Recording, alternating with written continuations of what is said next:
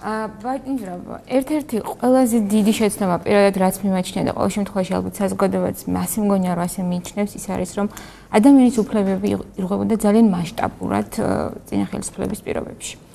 მე მაინტერესებს მეტნაკლებად ხარ თქვენ აცხადებთ რომ ხართ იზიარებთ ლიბერალურ ფასეულობებს.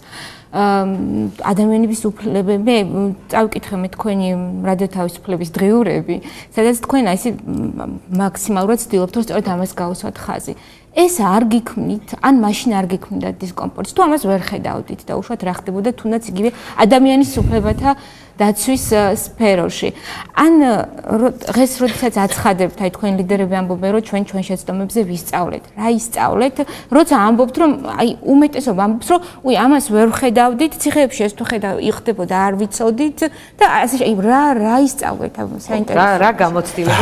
რა ისწავლეთ? ხო, მივცეთ საშუალება. ვინც ამას ამბობს, ალბათ ეკითხვა იმას უნდა დაუსვათ, მე შემიძლია ჩემი პოზიცია გითხრათ. დისკომფორტზე არ არის მე მგონი ავი მე ერთხელ სადღაც თქვი რომ თვითონ ის ტრაგიკული შემთხვევები რომელიც გამოაშკარავდა რა ვიცი იმდენად საშინელი ხასიათის არის რომ მე პირადად რა ვიცი სიტყვები არა მე არ ვიცი რა თქვა რომ ბოდიშს ვიხდი ან რაღაც შეწუხებული ვარ არ მგონია რომ ეს სიტყვები იმ ადამიანისთვის რაიმენაირად საკმარისი იყოს პრობლემა იყო თუ არ მე პირადად დამოკიდებულა გაინტერესებს ცხადია სისტემურობასთან დაკავშირებით გავაკეთებ, მაგრამ დავას ჯერ გიპასუხებ იმ კითხვაზე. მე პირადად არასოდეს არ ყოფილვარ მაინც და მაინც ადამიანის უფლებებით დაინტერესებული და უფრო სხვა ტიპის საკითხები მაინტერესებდა. მე პირადად ამის გამო განვისდი ნამდვილად დისკომფორტს, იმიტომ წლების განმავლობაში მეგონა რომ ესეთი ტიპის პრობლემები მოგვარებული იყო ამ ქვეყანაში და აღმოჩნდა რომ ეს ასე არ იყო და ნამდვილად ვზნობ ამის გამო დისკომფორტს. მაგრამ კიდევ იმეორებ რაღაც ამაზე რომ ძალიან ბევრი ვისაუბროთ ხა და შეწუხებული სახით დავждები, მაგრამ არ მგონი არ არსებობდეს სიტყვები, რომელიც იმ ადამიანებს რაიმენაირად მდგომარეობას გაუმჯობესებს ამ რაღაცა ბოდიშის მოხდა რაღაცა შველოდეს ამას. რაც შეიძლება იყოს თუ არა სისტემური პრობლემა, ცხადია ეს იყო სისტემური პრობლემა. გააჩნია რომელზე საუბრობთ, თუ საუბარი არის ციხის კადრები რაც ნახეთ, ანუ პეინტენსიურ სისტემაში რაც ხდებოდა, ან თუნდაც ის რაღაც უკანასკნელი კადრები, რომელიც რაღაც ნაწილმა შეიძლება ნახეთ კიდევაც არ ვიცი, რაც რომელიღაც პოლიციის რომელიღაცა განყოფილების ვიღაც თანამშრომლები რასაც აკეთებდნენ. ცხადია ეს იყო სისტემური პრობლემა და მე ამაზე არაერთხელ მქონდა განცხადება. მაგრამ სისტემური პრობლემა, რომელსაც პოლიციის ვიღაც თანამშრომელი აკეთებდა, ეს ერთი და იგივეა. ეს გულისხმობს სისტემური პრობლემა. სისტემური პრობლემა ნიშნავს იმას, რომ ესეთი რაღაცები ხდებოდა და ჩვენ არ ვიცოდით რომ ეგეთი რაღაცები ხდებოდა. ციხის შემთხვევაში ჩვენ არ ვიცოდით, მაგრამ შინაგან საქმეთა ministrმა არის დავასრულებ და ციხის შემთხვევაში ის რომ ადამიანებს ციხეში ურტყავდნენ, მე ვიცოდი და ჩემ გარშემო ყველა მიცოდა. ანუ ის რომ ეგრეთ წოდებული каранტინის დაშლა თუ რაღაცა ხდებოდა, ანუ ვინ შედიოდა ციხეში მათ რომ ურტყავდნენ, ისევე როგორც ის რომ საკნებში ვიღაცა თუ დაილაპარაკებდა შემოდიოდნენ და ვიღაცებს სცემდნენ, მე პირადად ეს ვიცოდი. იცოდით ეს არ იყო პრობლემა.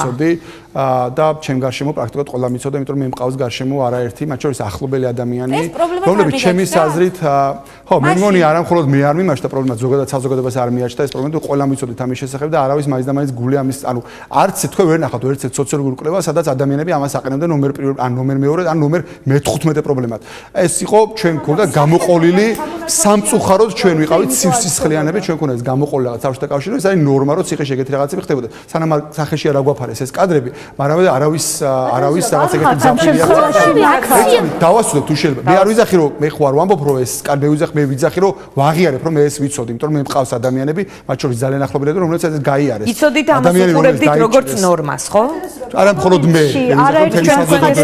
კი, მე ვიცოდი და ამას არა როგორც ნორმას არ მომწონდა, მაგრამ ვთვლი რომ ეს არის რაღაც მიღებული პრაქტიკა, რომელზეც უყურებდათ, მაგრამ წამება მაგგაშფოთათ. არა მხოლოდ წამება, თვითონ ეს კადრებიც, ცემის კადრებიც, რა ვიცი ხა მე რო ეს каранტინის დაშლის კადრები მანამდე ვნახე, მანამდეც აღმაშფოთებდა. არ მგონია რომ პარტიაში შესვლამდე რომ გენახათ ეს კადრები, დაფიქრდებოდით რომ პარტიის წევრი გამხდარიყავით თუ არა? პარტიაში რამდენიმე დღის მისული ვიყავი ეს კადრები და ხო. აი რამდენიმე დღით ადრე რომ გავრცელებული იყო. დავფიქრდი.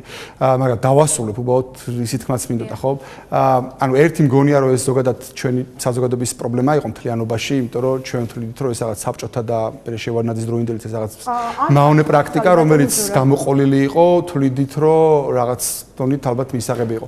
მე ჩემ თავზე შემიძლია ვთქვა ცხადია და ჩემ გარშემო ვისაუბრო საზოგადოებაზე, ვისთანაც მე მაქვს ურთიერთობა და რა ვიცი, გონია რომ მაინც ეს ადამიანები მეტაკლებად დალაგებული ადამიანები არიან, მაგრამ აღმოჩნდა რომ ჩვენ მაინც რაღაც ეს ჩემი საით რაღაც ცხოველური რაღაცა ქონდა. საზოგადოებაზე შეცდომით ლაპარაკობთ ამას.